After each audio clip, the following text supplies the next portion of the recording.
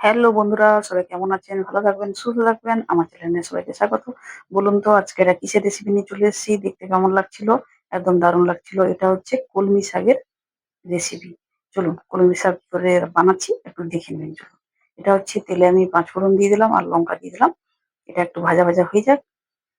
তারপরে আমি পেঁয়াজ, রসুন একসঙ্গে দিয়ে দিলাম। এটাকে আমি লাল, লাল করে ভেজে নেব। একদম লাল করে ভাজবো। এত দারুণ দেখতে হয় আপনারা দেখেই বুঝতে পারবেন কতটা স্বাদ হয়েছে, কতটা লোভনীয় হয়েছে। যাতে গরম ভাতে কি পরিমাণে যাবে এটা। আপনারা দেখেই বুঝবেন। নামে কিন্তু কলমি শাক। খেতে দুর্দান্ত হয়েছিল।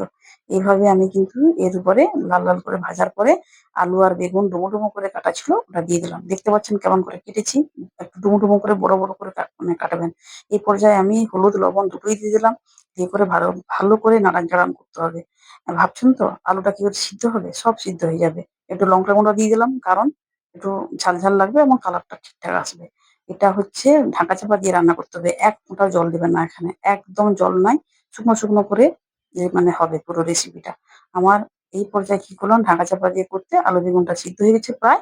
এবার আমি শাকটা দিয়ে দিলাম। শাকের উপরে একটু চিনি দিয়ে দিলাম। শাক মানে কলমি শাক। দিয়ে করে আমি একদম নাড়াচাড়া করিনি। দেখতে পাচ্ছেন কতটা সুন্দর হয়েছে, কালারটাও সুন্দর আছে কেন চিনিটা দেওয়ার জন্য শাকটা একদম সবুজ থেকে গেছে। এটা এবার দেখে তো বুঝতে পারছেন কতটা ভালো এসেছে। ঠিক ঠিক ধরেছেন। একদম স্বাদে অপূর্ব। ৳৫ ৳২ দাম হলে কি হবে? দুর্দান্ত স্বাদ হয়েছিল। এইভাবে আপনারা রেসিপিটা তৈরি করে ফেলবেন। এখানে পারেন তো একটু ধনেপাতা দিয়ে দিবেন। আর অবশ্যই গরম মসলা একটু দিয়ে দিবেন।